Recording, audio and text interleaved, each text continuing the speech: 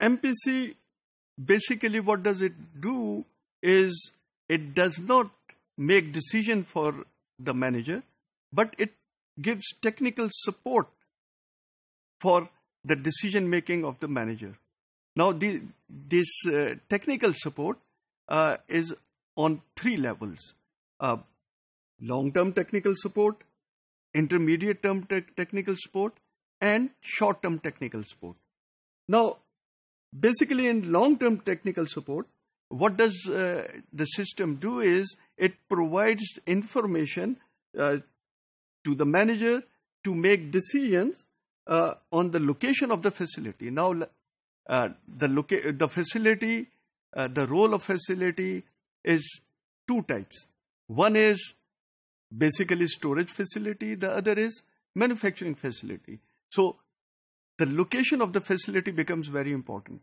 کہاں اس کو لوکیٹ کیا جائے, ڈیمانڈ پیٹرن کیا ہے, مارکیٹ کے پاس کیا جائے, سپلائی سورس کے پاس کیا جائے, کہاں لوکیٹ کیا جائے. ایک فیسلٹی ہونی چاہیے جو پوری دنیا کو کیا کہتے ہیں سپلائی کرے, یا ہر مارکیٹ کے قریب فیسلٹی ہونی چاہیے.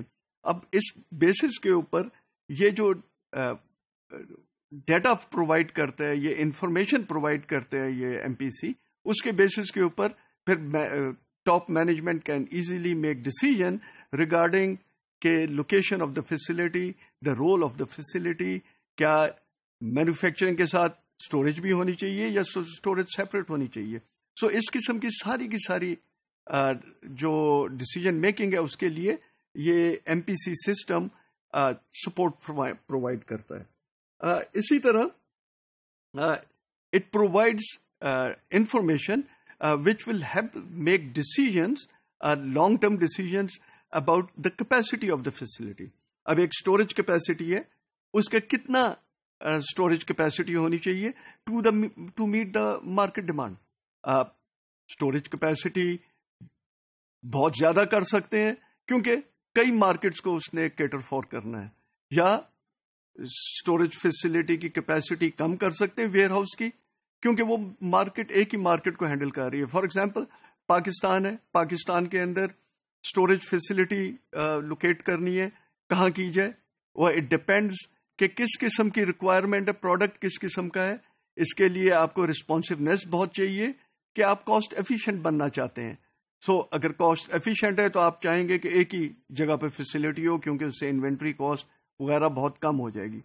لیکن اگر if you want responsive supply chain تو پھر کیا ہوگا کہ you would like کہ جی جو آپ کے ویئر ہاؤسز ہیں یہ ہر مارکیٹ کے قریب ہوں, سو دیٹ جیسے ہی مارکیٹ میں ڈیمانڈ آئے آپ کے ویئر ہاؤس سے ان کو پروڈکٹ مل جائے. اس سے انوینٹری بڑھ جائے گی اور جو آؤٹ باؤنڈ ٹرانسپورٹیشن ہے اس کی کاسٹ بھی بڑھ جائے گی, تو اس سے کاسٹ انکریز ہو جائے گی. ناؤ اٹ آل ڈپینڈس کہ کس قسم کی انفارمیشن پرووائڈ ہو رہی ہے جس پر ایک مینیجر یا ٹاپ مینجمنٹ اس کی اچھی ڈیسیژن کر سکے. اسی طرح جو لانگ ٹرم ڈیسیژنز میں آتا ہے these are known as strategic decisions, جو کہ کمپنی 3, 4, 5 سال کے پیریڈ کے اوپر ڈیسیژن میکنگ کر رہے ہوتے ہیں کہ جی آج سے 4 سال کے بعد مارکیٹ کی ڈیمانڈ کیا ہوگی اور اس کو کس طرح ہینڈل کیا جائے گا. اسی طرح لانگ ٹرم ڈیسیژن کے اندر ہیومن ریسورس کیپیبلٹیز کی بات ہوتی ہے کہ نئی ٹیکنالوجی کیا آ رہی ہے مارکیٹ کے اندر جس کو یوز کیا جائے, کون سی ٹیکنالوجی یوز کی جائے for manufacturing of the product. اس کے اندر جیوگرافک لوکیشنز کون سی ہونی چاہیے so that it will customer will get the product at the right time, right place and at a very low price. اس چیزوں کو ہینڈل کرنے کے لیے اگین MPC جو ہے وہ انفارمیشن اس قسم کی پرووائڈ کرے گا کہ جس سے لانگ ٹرم ڈیسیژن آسانی سے کیا جائے.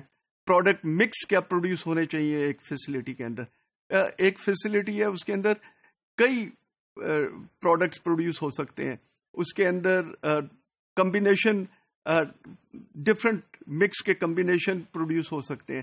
تو کون سے کمبینیشن کہاں پروڈیوس ہو, کون سا پروڈکٹ مکس کہاں پروڈیوس ہو, یہ MPC کے ذریعے، ان کی انفارمیشن کے ذریعے یہ جو لانگ ٹرم ڈیسیجنز ہیں یہ پھر ایک مینجمنٹ آسانی سے کر سکتی ہے.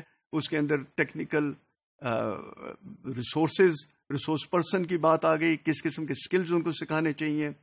ٹیکنالوجی کی بات آ گئی کہ کس طرح ٹیکنالوجی کون سی لینی چاہیے، کیونکہ ایک بار ایک ٹیکنالوجی پرچیز کر لی پھر اٹ ول ٹیک، اس کے اندر آپ نے اچھا خاصا کیپٹل انویسٹ کر دیا، اب اس کو ٹیکنالوجی کو چینج کرنا it will become very difficult.